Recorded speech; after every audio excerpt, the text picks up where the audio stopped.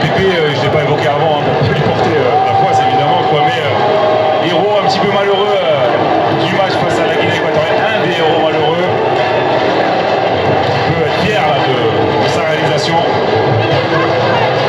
Tout partout. On va vous parler de suspense, on va vous parler évidemment jusqu'au bout du bout dans ce duel fratricide entre ces deux nations, le Sénégal et la Côte d'Ivoire. Moussa Niakhaté sera le troisième tireur pour le Sénégal, le défenseur central. Et le gaucher a tiré, il va transformer. C'est le poteau, le raté de Moussa Niakhaté qui voit le poteau repousser ce tir avec l'avantage maintenant, l'avantage possible peut-être pour les éléphants de la Côte d'Ivoire de passer devant.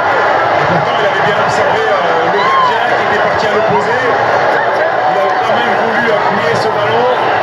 Regardez. Et peut-être qu'il le fait sans regarder Moussa Fofana. Le gaucher qui voit donc le ballon claquer le poteau de Yaya Fofana. Le contre-pied aurait été parfait. Donc brin de réussite. Et donc le dépit sur le visage de Kalidou Koulibaly, d'Idrissa Gana Gueye, puisque les éléphants de la Côte d'Ivoire dans la séance de tir au but avec Sébastien Haller pour ses premiers pas dans la compétition. Leur avant-centre, leur ancien capitaine Sébastien Haller va pouvoir s'élancer pour donner l'avantage. Il frappe, ça fait 3-2 pour les éléphants de la Côte d'Ivoire. Quelle maîtrise technique de Sébastien Haller. Les attaquants coutumiers de ces grands événements, ils ont quand même ce relâchement technique. Je ne vais pas parler d'arrogance, mais cette confiance dont il faut faire preuve en ces moments-là. Et il a réveillé le public en même temps, donné de la confiance à Fofana. En plus, et mis la pression sur les épaules de cet homme dont on parlait tout à l'heure, Bamba Dieng. Ouais, ils y croient le public ivoirien ce soir à Yamoussoukro. Maintenant, ils sentent le rêve à portée de crampon, puisque c'est Bamba Dieng qui s'avance avec énormément de pression. Bamba Dieng qui va aller tirer au ras du poteau et permettre donc au Sénégal de revenir, mais il y a encore une chance, bien entendu, pour les Ivoiriens de conserver leur avantage.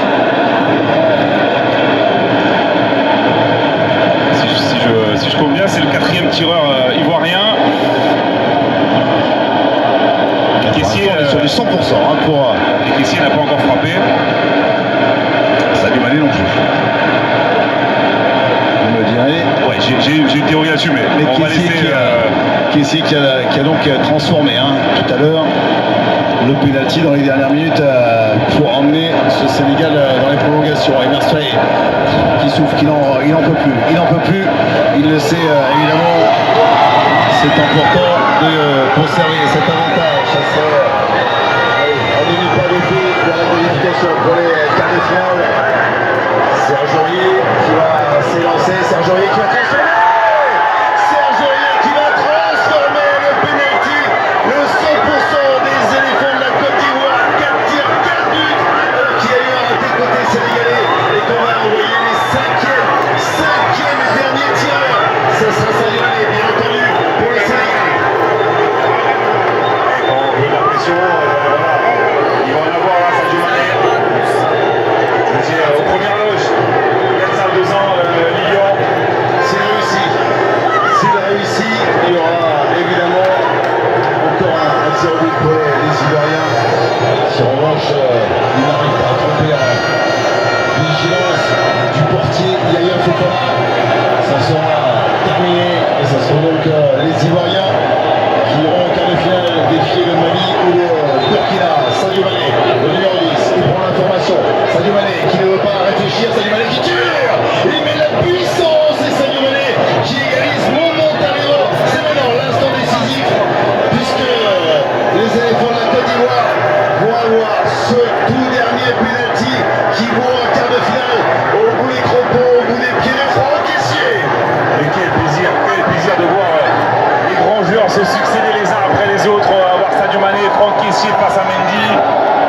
On est dans ce qu'on peut appeler un sommet du football. C'est comme Fofana qui dit à Franck Kessié, tu vas le mettre, l'ancien prodige du Stella d'Adjamé dans son pays. Effectivement, Sadio Mané a également parlé à Edouard Mendy. La ligne des remplaçants ivoiriens, elle est un peu plus décousue que celle des Sénégalais. Ouais, les Sénégalais qui rêvent évidemment comme les supporters dans les tribunes, comme les journalistes autour de nous, qui espèrent un raté de Franck Kessié, qui a au bout de ses crampons, au bout des pieds, ce ballon qui va en quart de finale. C'est sifflé, Franck Kessié va s'élancer.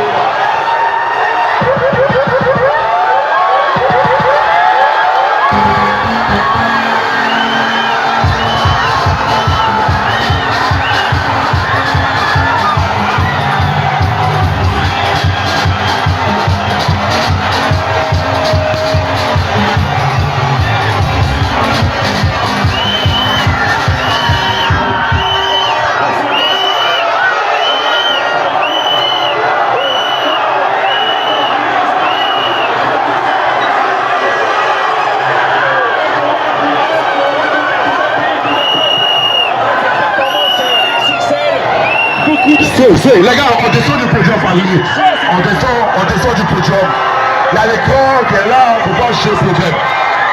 On descend du podium, les gars, on descend du podium.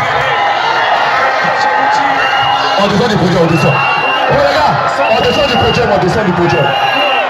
On descend du podium. Sécurité, on descend du podium. Ils sont tombés sous le pays organisateur qui a fait On libère le podium, les gars, on libère le podium. ce stade de la compétition. On parle d'issue dramatique. On est à 3 buts avec le pays organisateur qui Chimondo et Xaman et qui aujourd'hui va être vénéré lors de leur retour à Abidjan ce soir à la Moselle.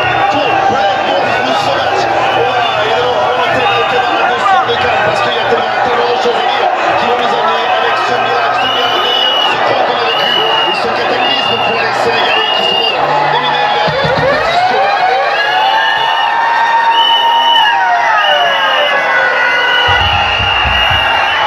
Oh, les gars, on se calme. Assurez-vous. Tout le monde.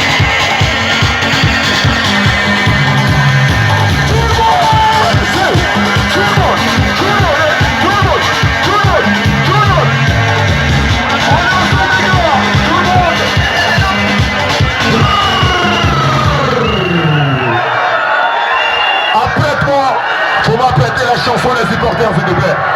Mets-moi le coup du bateau, laisse les instrumentales là. Mets-moi le coup du bateau rapidement, mets le coup du bateau. Jour de fête. Tout le monde, La Côte d'Ivoire, inspirateur d'hospitalité, reçoit l'Afrique. Jour de fête.